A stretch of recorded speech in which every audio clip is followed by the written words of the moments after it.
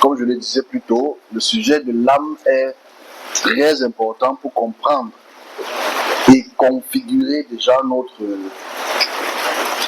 compréhension de la création dans son ensemble, parce que l'âme fait partie de nous et avec nous, et après nous, l'âme est, ou l'âme sera, ou l'esprit sera.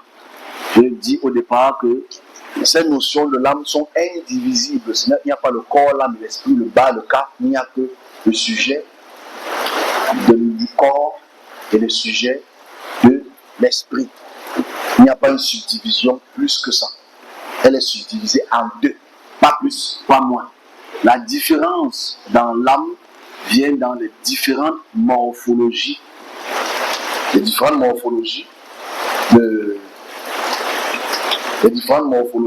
ces différentes morphologies, donc, on a exploré il y a quelque temps la morphologie la plus complexe, c'est celle qui est très sensible, pour lesquelles on se trouve en train de ressentir, de vivre, de comprendre, d'entendre, de transportation entre les puissances et de ramener les informations territoriales, etc.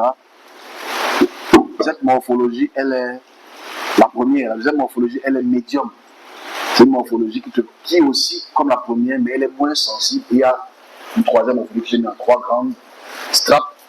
La morphologie pour laquelle elle est moins sensible.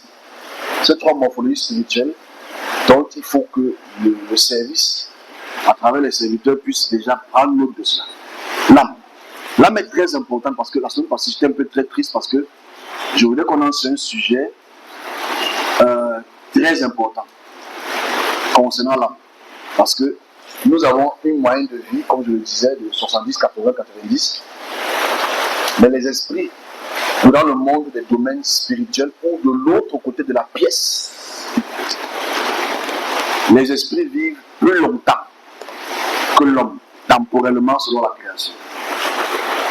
Donc ainsi dit, allons sur 4 sujets très importants. Je m'adresse aux caméras qui m'écrivent, je m'adresse aux chrétiens qui m'écrivent, je m'adresse aux spirituels qui m'écrivent.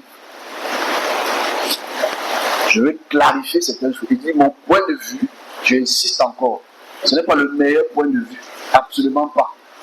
Mon point de vue, je vais d'abord expliquer mon point de vue pour que vous puissiez comprendre, mes amis. En 10 ans d'expression, dans mon travail, 10 ans d'expression, c'est-à-dire, ça fait 10 ans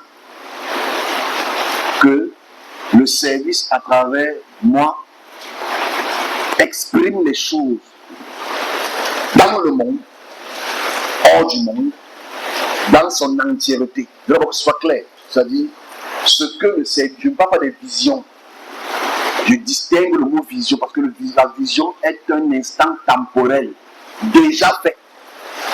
On se comprend? Quand on parle de vision, comme tous les serviteurs de Dieu, whatever, ont des visions, c'est-à-dire ils voient des choses qui vont arriver dans 2, 3, 4 ans.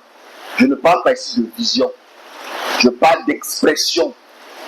Et chaque expression, je prendrai 3 ou 4 exemples pour que vous puissiez comprendre en 10 ans. Mon point de vue, parce que je m'adresse à 2 ou 3 personnes qui aiment bien jacasser. Ok?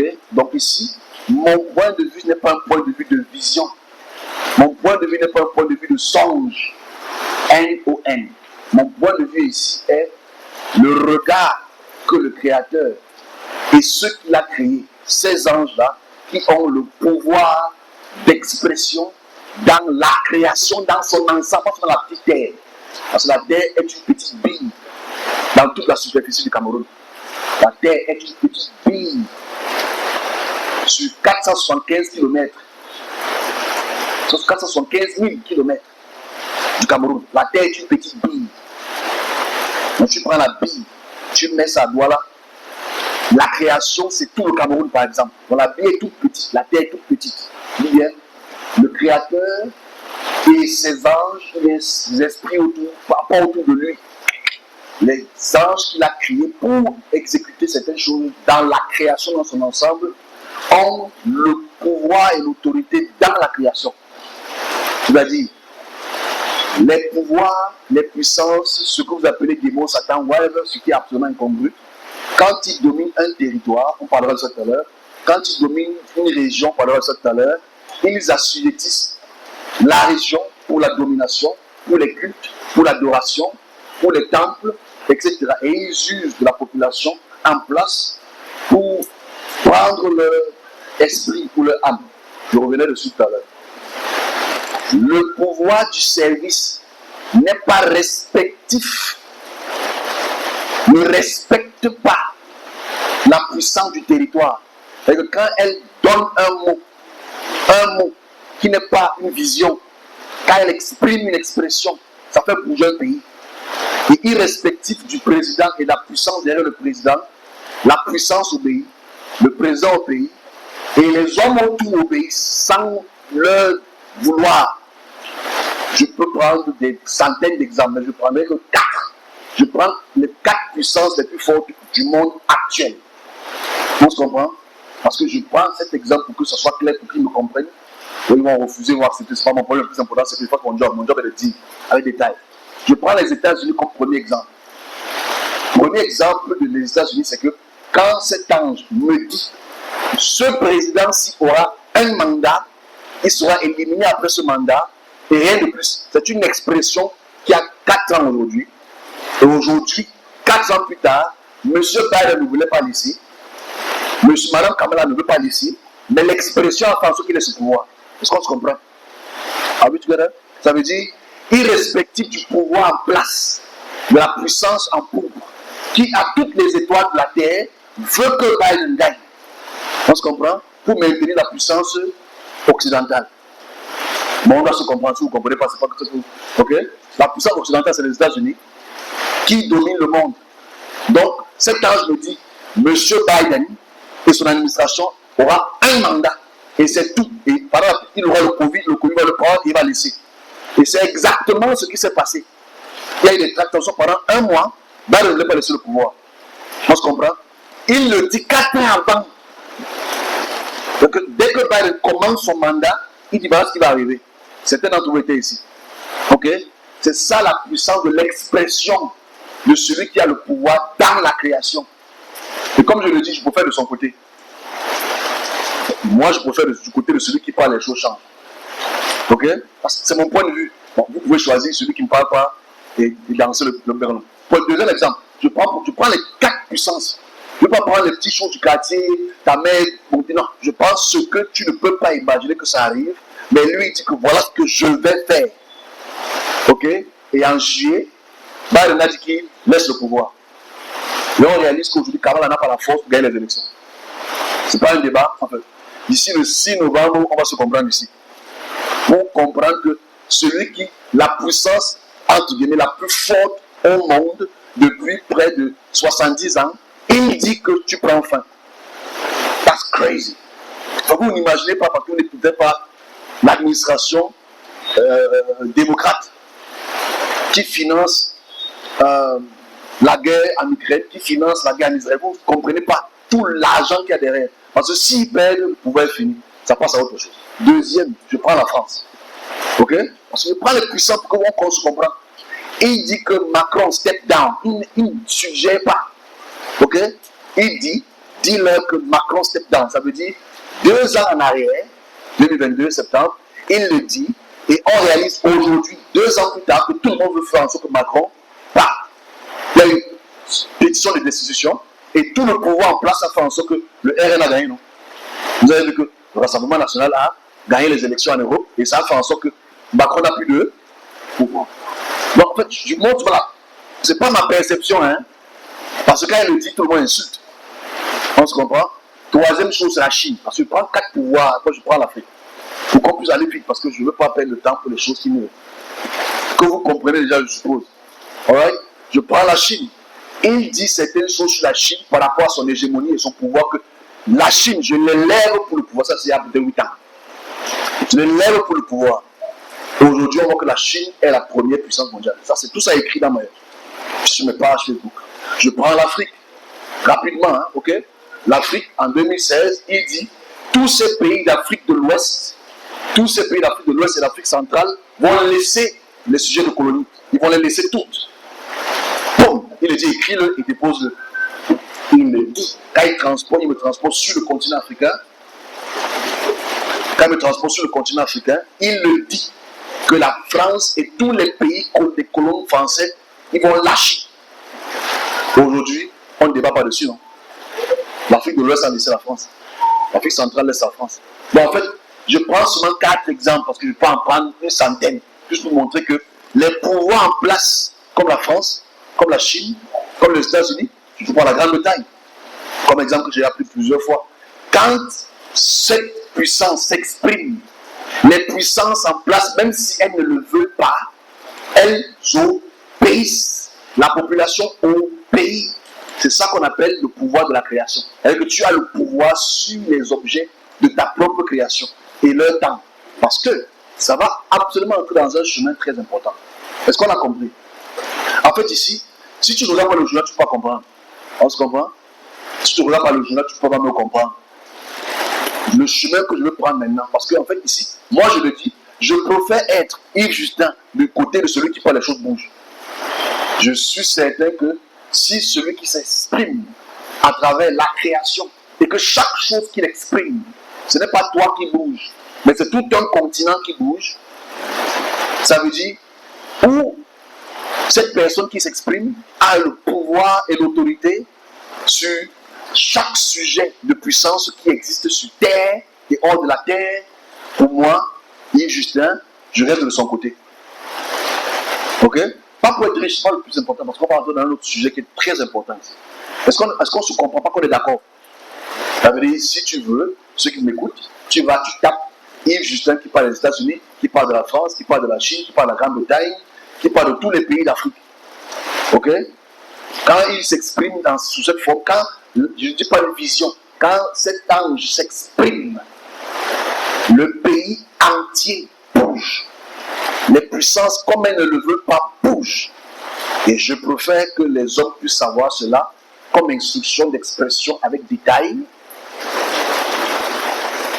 On y va donc. Si cela est compris, allons sur la première interrogation. Ok? Je dis bien, sur les 4 points que je peux donner, on peut faire des heures en parler d'eux. Parce que s'il faut parler des États-Unis, il faut expliquer comment la puissance des États-Unis après la Deuxième Guerre mondiale a pu se fonder. Que ce soit pour la France, que ce soit pour... On a pris la peine de expliquer ça depuis 2022. Oh, calmement.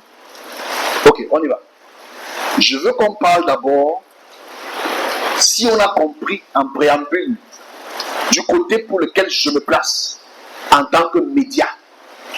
Ok? Du côté que je me place. Yves Justin se place en tant que médium, média. C'est-à-dire, il ne te le dit pas toi. Il passe malheureusement par moi pour dire ça au monde. Ok? Ça peut être mauvais, ça peut être bon, mais c'est la réalité parce que c'est moi qui le dis et c'est moi qui confirme. Ok? Toi, tu mets les likes sur Facebook. Donc, ici, je veux qu'on entre dans un sujet toujours dans l'âme. Parce que si les choses, l'équation des choses dites dans le physique, on est ensemble? Respirons grand coup, c'est très intéressant. Très important même. Si l'équation de ce que je viens d'exprimer est compris, compris veut dire, il dit ça 5 ans avant, 5 ans après, il dit ça 4 ans avant, 4 ans après. Si cette expression de x plus y donne 4, il est probable que 1, x est égal à 1 ou x est égal à 3. Y est égal à 3, ok? Que tu puisses faire la somme et ça donne la somme. Donc l'équation de départ de x plus y donne un résultat aujourd'hui, concluant 10 ans plus tard, mon expertise est tranchée, circonscrit du côté de celui qui s'exprime. Imaginez-vous un instant, parce qu'on commence, que vous êtes assis à côté de cet ange qui parle, que vous êtes à côté de cet esprit qui parle, et que son expression fait bouger les puissances. Pas tomber les gens à l'église, non, non, non, non, non. Pas guérir les malades, non, non, non, non, non. Pas faire les aveugles voir, non, non, non, non, non, non. Mais qui fait bouger les puissances qui assujettissent les hommes. C'est là où on doit entrer dans une perception pas personnelle, mais toujours macroscopique. Ok? si vous êtes assis à côté de cet ange, à côté de ce groupe d'anges, et que tu entends ce qu'il dit, et que l'équation de x plus y, j'insiste sur l'équation parce que x plus y te donne 5. À toi de voir si c'est 2 ou 3 ou 3 ou 2 ou 1 ou 4, etc. Mais je dis, cette équation, elle est généralisée pour chaque expression. À chaque équation, donne son résultat et le résultat se vit dans la population. On est d'accord? En fait, je suis d'accord parce que je vois ça sur Facebook. Je vois ça sur toutes les chaînes télé parce que toutes les chaînes télé, je ne les paye pas. Ok? Je n'ai pas l'argent pour payer France 24, CNN, je n'ai pas l'argent pour payer ça. Alors, money. Enfin, j'ai même besoin d'argent, ceux qui vont m'écouter là. Vous comprenez? Je n'ai pas l'argent pour payer toutes ces chaînes. Si on va sur cette hypothèse, enfin, qui n'est pas une hypothèse, qui est une thèse en fait. Qu'est-ce que l'esprit là dit dans le monde spirituel? C'est vrai, je reprends ensemble. C'est-à-dire, si on va sur l'hypothèse, qui est une thèse, qui n'est pas un débat, plutôt qu'on a prouvé la thèse. Et quand une thèse a été prouvée, ce n'est plus une hypothèse. C'est une thèse. Ok? On est pas en train de dire, est-ce qu'il a dit ça en 2020? Non, c'est dit en 2020. Et les résultats aujourd'hui en 2024, c'est un fait. Donc on n'est pas dans l'hypothèse, on est dans une thèse. Agréée A+. Si on va sur cette thèse, que l'expression de cette puissance qui exprime et fait bouger toute la création, pas le monde, on a les vraies questions à se poser et vous devez lui poser des questions, serviteur de Dieu, et X, Y, Z. Qu'est-ce qui se passe dans le monde spirituel? Puisque toi, dans le monde spirituel, cet esprit, cet ange, tu y résides. Ok? Tu y résides et en plus de cette résidence permanente que tu es, tu as l'expression pour bouger les hommes et les esprits au même moment, sans leur accord. On va plus loin que ça. Les serviteurs de Dieu vont me comprendre ici. C'est-à-dire, en plus de ça, cet ange ou ce groupe d'anges ou ce groupe d'esprits qui font partie de la cohorte de la création, ok, qui font partie de la cohorte du service, donne aussi, je l'avais dit une fois, la capacité de s'introduire dans les domaines spirituels que l'homme n'a pas accès et que les esprits n'ont pas accès.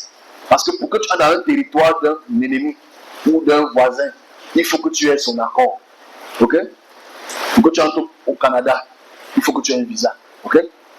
Pour que tu entres dans une puissance, il faut que tu aies son accord. Mais le service à travers ce groupe d'anges, et les serviteurs peuvent me comprendre pour ce point-là, ont la capacité d'entrer dans cette puissance et de voir ce qu'ils veulent faire, d'entendre ce qu'ils ont planifié de faire, avant même qu'ils ne planifient de le faire.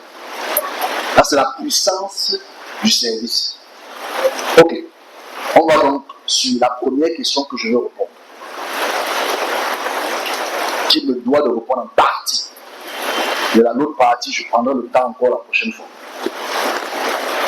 Les cycles des puissances, la résurrection et la réincarnation. Donc je recommence. Parce qu'on est dans l'âme. Parce que pour qu'il y ait résurrection, pour qu'il y ait réincarnation, pour qu'il y ait un cycle de puissance, ici on parle de l'âme. Est-ce que l'âme a un cycle? Est-ce que l'âme a la réincarnation? Est-ce que l'âme a la résurrection?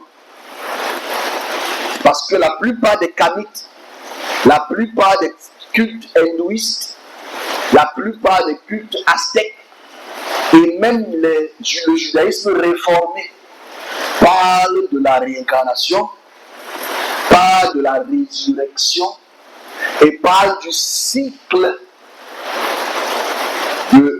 des puissances.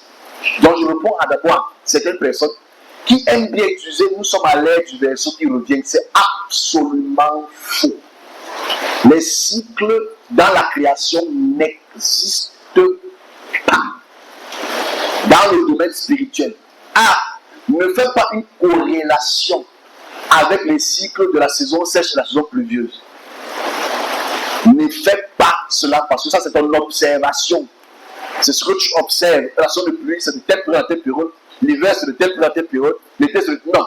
Si tu observes cela ainsi, tu fais comme toute autre personne qui parle des cycles de vie. Écoutez ceci. Ça, c'est maintenant l'expression de cet ange. Ok? Qui me permet, et peut-être d'autres aussi, parce que je ne veux pas être mégalomane, d'entrer dans des différentes puissances et de comprendre leur mouvement. Il est impossible, parce qu'on commence d'abord par le cycle, avant de prendre résurrection et réincarnation. Les cycles aujourd'hui, qu'on parle, les cycles osiriens, qu'on dit le retour d'Osiris ou d'Isis, c'est absolument faux. Parce que 99,9% des gens qui en parlent lisent. Ok? Ils n'ont jamais vu la dame que vous appelez Isis. Moi, j'ai vu. Donc, c'est vraiment clair.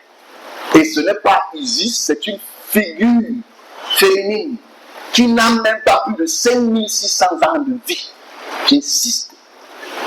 Ok? Et je vais expliquer pourquoi tu as l'impression que c'est un retour. Je dois expliquer cela. C'est important d'expliquer cela. Pour être plus clair et rapide, quand on parle de cycle, ça veut dire un cercle. La saison pluvieuse commence en avril, ok? Ça finit en fin septembre, octobre. Ça recommence encore en avril, c'est ça qu'on appelle un cycle. Ça veut dire que ça a une période spécifique pour sa naissance et sa mort. Donc, quand on parle de cycle, il faut que mes amis comprennent, ceux qui m'écoutent. De la Mésopotamie en Égypte, les hommes et les esprits, dans leur ignorance territoriale, parce qu'en fait, une puissance, elle est territoriale. Elle n'est pas intercontinentale, à part qu'elle entre dans les conquêtes. Dans toutes les notions de cycle, ça parle des cycles de la vie et de la mort, ça parle des cycles du lever et du coucher du soleil. Écoutez-moi mes frères, calmement, et lisez un peu l'histoire, ça va peut-être nous aider tous. Parce que je pense qu'on souffre de dissonance cognitive aggravée. Je vais expliquer ce que ça veut dire. La plupart des peuples du monde et les écrits des anciens expriment les choses selon les cycles. Le cycle de l'hiver qui commence à X période et finit à telle période, le cycle de l'automne, le cycle de l'été, etc. Donc dans chaque région du monde, les hommes et les esprits, selon les cycles des récoltes, selon les cycles des saisons, selon les cycles des semences, ils écrivent cela. Et forcément, quand tu prends la peine de voir Osiris, Osiris et Ra et Seth, c'est le coucher et le lever du soleil. Parce que Ra, c'est là le disque solaire. Et quand il se couche, c'est là où Seth prend la nuit. Donc, c'est les cycles. Même chose avec Baal, même chose avec Tammuz, même chose avec El. Toutes ces divinités, ce sont des divinités qui s'expriment en termes de cycle. On se comprend? Un peu d'histoire, je prends seulement ces deux-là. Même Jésus-Christ, quand on dit qu'il est né le 25 décembre, on sait que c'est un cycle qui est Sol Invictus, qui est né du 24 au 25 décembre. On a posé ça là-bas. Bon, tu peux continuer à croire à Coca-Cola, c'est ton droit. Mais ici, on parle des cycles. Les Africains ont les cycles. Donc, ils s'expriment en termes de cycles. Aujourd'hui, nous sommes supposés être à l'ère du Verseau. Ok? Parce que leur cycle est une observation des étoiles. Mais les étoiles, ce sont des astres. Et les astres sont partie de la création. Et ne sont pas des puissances. Mais les puissances y existent. Donc, il ne faut pas prendre les astres pour lesquels la configuration céleste change après des millénaires. Nous ne sommes pas dans la même configuration qu'il y a 10 000 ans. Ok?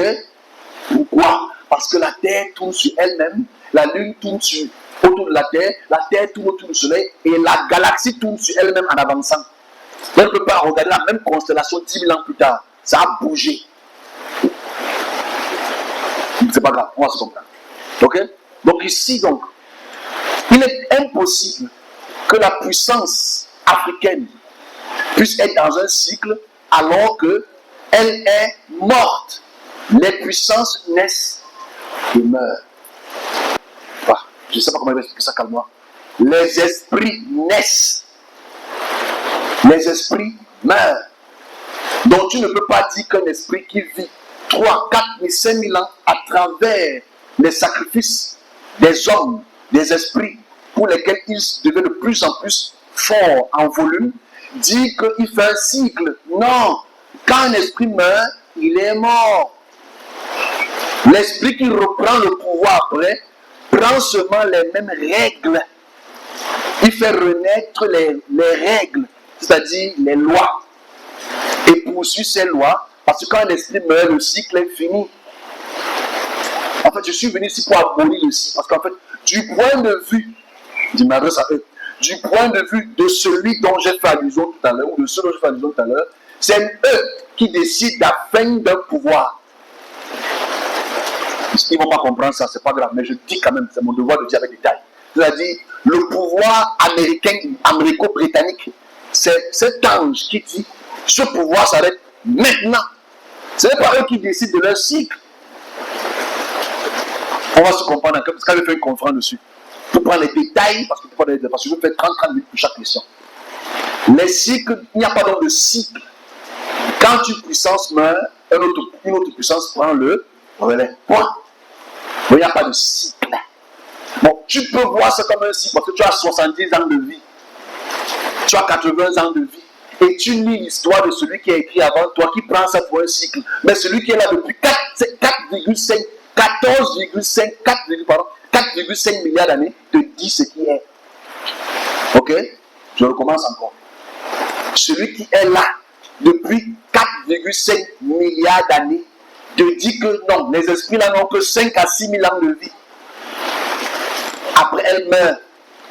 La seule façon où elle peut rester en vie pour trop longtemps, peut-être 15 000 ans, c'est en assujettissant les esprits et les sujets en milliards. Voilà comment ils peuvent survivre.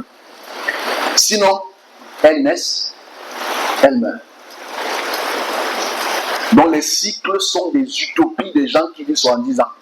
Et forcément, si les cycles sont utopiques, ça veut dire que la résurrection est utopique. D'ailleurs, c'est quoi la résurrection? Parce que la résurrection est un problème aujourd'hui. Parce que les musulmans, les chrétiens, les juifs croient à quelqu'un qui a ressuscité. Naturellement, je viens d'expliquer les cycles.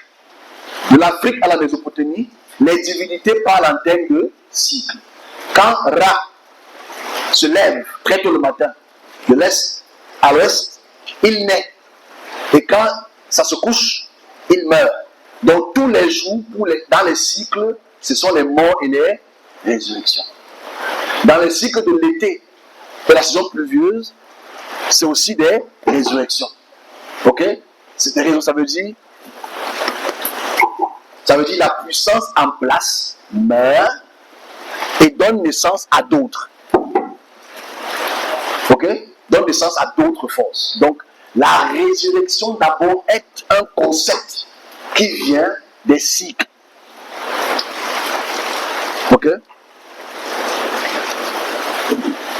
La résurrection est un concept qui vient des cycles. Si tu as compris les cycles de Tammuz, qui parle de mort et résurrection, tu as compris le cycle d'Osiris, qui parle de mort et résurrection, tu as compris le cycle de Baal, qui parle de mort et résurrection, etc., etc., etc.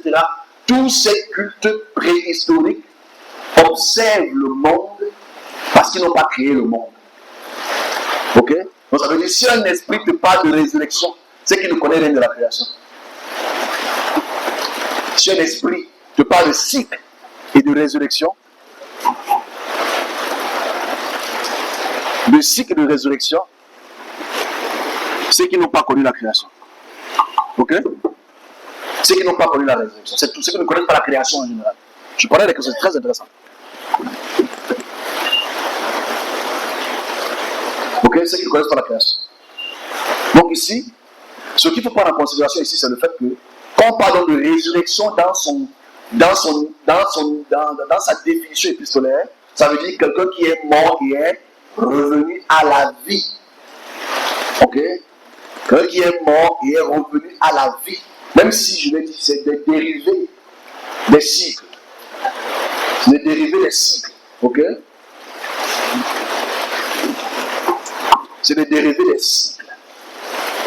Mais la mort et la résurrection sont très importants parce que pour le christianisme aujourd'hui, Jésus a ressuscité. Mais déjà, pour à titre de rappel, je revenais dessus tout à l'heure, personne ne peut mourir ressuscité. Ok?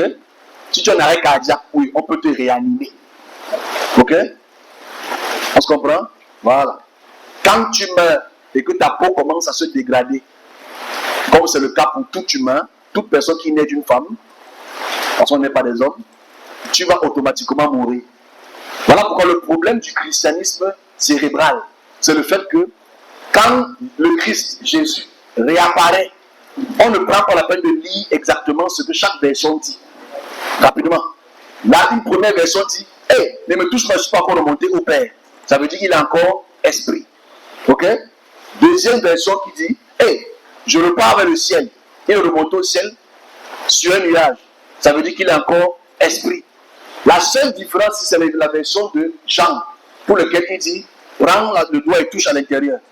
Mais c'est une incongruité. Parce que après, quand il monte au ciel, il est esprit. Parce que quand tout le monde meurt, on devient esprit. Donc forcément, quand tu dis que tu as vu le Holy Ghost, c'est-à-dire que tu as vu un Saint-Esprit, non? Ou tu as vu un fantôme saint. Ok? Donc on se comprenne. Parce que quand tout le monde meurt, on devient esprit. Ce n'est pas extraordinaire de mourir de tête. Parce qu'en fait, quand tu comprends le mécanisme de la création, toute personne qui meurt reste esprit. Donc la résurrection chrétienne est utopique. Parce que Jésus est mort et il est esprit. Donc s'il est esprit, il n'a pas ressuscité. C'est pas qu'on se comprend. L'équation est simple, non? Si quelqu'un meurt et il devient esprit, ce n'est pas anodin, ce n'est pas du genre waouh. Parce que tout le monde qui meurt devient esprit. Est-ce que c'est compliqué? Mais le chrétien nous rend ça tellement grand. Il est esprit, il est parmi nous. Mais tous les morts sont parmi nous. Puisque tous les morts sont esprit. C'est-à-dire l'esprit, c'est l'âme. Donc quand il est ressuscité, tu dis il est ressuscité, ta grand-mère est morte, elle te visite le soir, elle est aussi ressuscitée. Donc si la résurrection, c'est que quelqu'un devient esprit, il n'y a rien d'extraordinaire, ça fait partie de la création depuis des milliers d'années. On se comprend? Donc la résurrection est utopique. Utopique. Troisième chose qui est importante, c'est la réincarnation. C'est là où le problème se pose. La réincarnation toujours prend ses dérives des cycles. Ok? Parce que dans la réincarnation, dans certaines réflexions spirituelles, réincarner veut dire revenir sur une forme ou plusieurs formes ou d'autres formes.